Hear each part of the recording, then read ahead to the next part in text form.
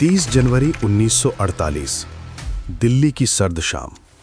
हवा में हल्की ठंडक थी, लेकिन उस ठंड के भीतर एक अजीब सी बेचैनी भी तैर रही थी।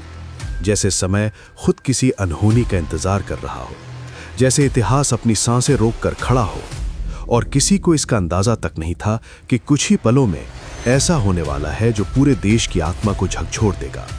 महात्मा गांधी, एक ऐसा नाम जिसे लोग सिर्फ एक इंसान के रूप में नहीं बल्कि एक विचार के रूप में जानते थे। एक ऐसी सोच जिसने पूरी दुनिया को अहिंसा का रास्ता दिखाया। एक ऐसा नेता जिसने बिना हथियार उठाए एक साम्राज्य को झुका दिया। लेकिन उस दिन उसी विचार को, उसी आवाज को हमेशा के लिए खामोश करने की कोशिश की जाने वाली थी। दिल्ली के बिरला हाउस में हर दिन की तरह उस शाम भी प्रार्थना सभा होने वाली थी। ये कोई साधारण सभा नहीं होती थी। यहाँ देश भर से लोग आते थे, कोई अपने सवाल लेकर, कोई अपनी श्रद्धा लेकर, और कोई सिर्फ एक झलक पाने के लिए। गांधी जी का जीवन उस समय बेहद व्यस्त और तनावपूर्ण था। देश अभी अभी भारत विभाजन के घाव से गुजर रहा था। लाखों लोग बेघर हो चुके थे। हर तरफ हिंसा, दर्द और नफरत का माहौल था। और इन सब के बीच गांधी जी लगातार लोगों से शांति बनाए रखने की अपील कर रहे थे। उन्होंने कई बार उपवास किया, सिर्फ इसलिए कि लोग हिंसा छोड़ दें। वो खुद भूखे रहते थे ताकि समाज का पेट भर सके। वो खुद तकलीफ सहते थे ताकि देश को राहत मिल सके। लेकिन हर कोई उनकी बात से सहमत नहीं था। कुछ लोग उन्हें कमजोर समझते थे, कुछ उन्हें पक्षपाती मानते थे, और कुछ के दिलों में उनके लिए गुस्सा और नफरत पनपने लगी थी।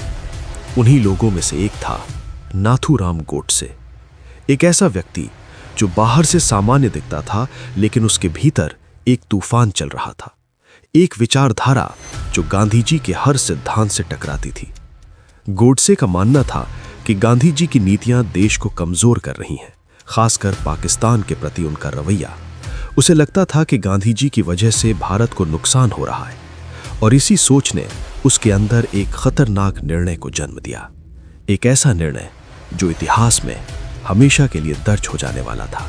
30 जनवरी की उस शाम गोडसे भी भीड़ का हिस्सा बनकर बिरला हाउस पहुंचा। उसके चेहरे पर कोई खास भाव नहीं था। वो बिल्कुल सामान्य दिख रहा था, लेकिन उसके कदम एक बहुत ही असामान्य दिशा में बढ़ रहे थे। गांधी जी अपने कमरे से बाहर निकलते हैं। उनके साथ उनकी पोतियां आभा और मनु, वो उनका सहारा बनकर चल रही थी, क्योंकि उम्र अब अपना असर दिखाने लगी थी। गांधी जी के कदम धीमे थे, लेकिन उनके इरादे आज भी उतने ही मजबूत थे। जैसे ही वो प्रार्थना स्थल की ओर बढ़ते हैं, लोग उन्हें देखकर भावुक हो जाते हैं। कोई उनके पैर छूने के लिए आगे आता है, कोई हाथ जोड़कर नमस्कार करता है। गांधी जी हर किसी को मुस्कुरा कर देखते हैं, जैसे हर इंसान उनके लिए बराबर हो, जैसे हर चेहरा उनके लिए मायने रखता हो। लेकिन उसी भीड़ में एक चेहरा ऐसा भी था जो मुस्कान के पीछे छिपे इरादों को अपने भीतर दबाए हुए था। नाथूराम गोडसे धीरे धीरे आगे बढ़ता है। उसके हाथ में एक पिस्तौल थी, लेकिन वो उसे इस तरह छुपाए हुए था कि किसी को शक ना हो। समय लगभग शाम के 5:17। गांधी जी प्रार्थना स्थल के करीब पहुंच चुके थे, और तभी गोडसे अचानक उनके सामने आ जाता है। वो हाथ जोड़ता है,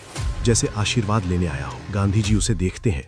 उनकी आंखों में वही करुणा, वही शांति, और अगले ही पल 3 गोलियों की आवाज गूंजती है। धड़ धड़ धड़। वो आवाज इतनी तेज थी कि पूरे माहौल को चीर कर रख देती है। कुछ सेकंड के लिए सब कुछ थम जाता है, जैसे समय खुद रुक गया हो। गोलियां सीधे गांधी जी के सीने में लगती हैं। उनका शरीर धीरे धीरे नीचे गिरने लगता है। उनके होठों से एक हल्की सी आवाज निकलती है, हे राम। और फिर सब कुछ खामोश हो जाता है। भीड़ में अफरा तफरी मच जाती है।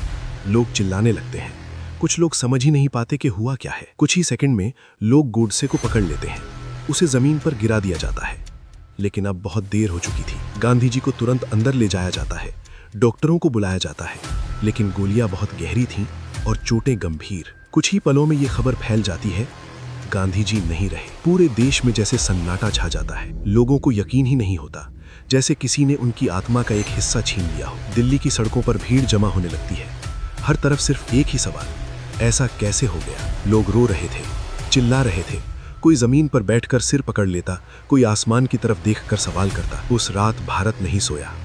हर घर में सिर्फ एक ही बात हो रही थी, बापू अब नहीं रहे। गांधी जी की मौत सिर्फ एक हत्या नहीं थी, ये एक युग का अंत था। एक ऐसा युग जिसने दुनिया को ये सिखाया था कि बिना हिंसा के भी बदलाव लाया जा सकता है। लेकिन उसी युग का अंत हिंसा के जरिए हुआ। नाथूराम गोडसे को तुरंत गिरफ्तार कर लिया गया। उससे पूछताछ शुरू हुई। उसने अपने अपराध को स्वीकार किया और अपने कारण भी बताए। उसका मानना था कि गांधी जी की नीतियां देश के लिए हानिकारक थीं।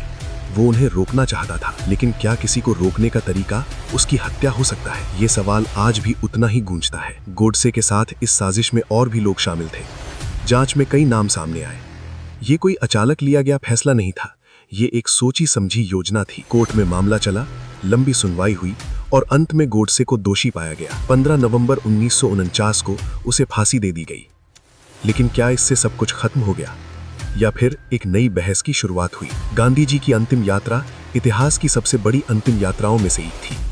लाखों लोग सड़कों पर उमड़ पड़े, हर किसी की आंखों में आंसू थे, हर दिल में दर्द। लोग उनके पार्थिव शरीर के पीछे पीछे चल रहे थे, जैसे वो उन्हें आखिरी बार विदा दे रहे हों। लेकिन उस भीड़ में सिर्फ दुख नहीं था, वहां एक एहसास भी था। एक एहसास कि एक इंसान चला गया, लेकिन उसका विचार अभी भी जिंदा है। आज भी जब दुनिया में कहीं भी हिंसा होती है, जब लोग नफरत में अंधे हो जाते हैं, तब गांधी जी की बातें याद आती हैं। उनका वो संदेश, अहिंसा परमो धर्मः, उनकी वो सीख कि आंख के बदले आंख पूरे विश्व को अंधा बना देगी। ये सिर्फ शब्द नहीं थे, ये एक जीवन का सार था। 30 जनवरी 1948, ये तारीख इतिहास में सिर्फ एक घटना नहीं है, ये एक सवाल है। क्या हम उस सोच को समझ पाए जिसे एक गोली ने खत्म करने की कोशिश की थी, या हम आज भी उसी नफरत के रास्ते पर चल रहे हैं? क्योंकि सच्चाई यही है, एक इंसान को मारा जा सकता है, लेकिन उसके विचारों को नहीं। और शायद यही वजह है कि आज भी जब भी शांति की बात होती है, जब भी अहिंसा की बात होती है, तो एक नाम अपने आप सामने आ जाता है, महात्मा गांधी।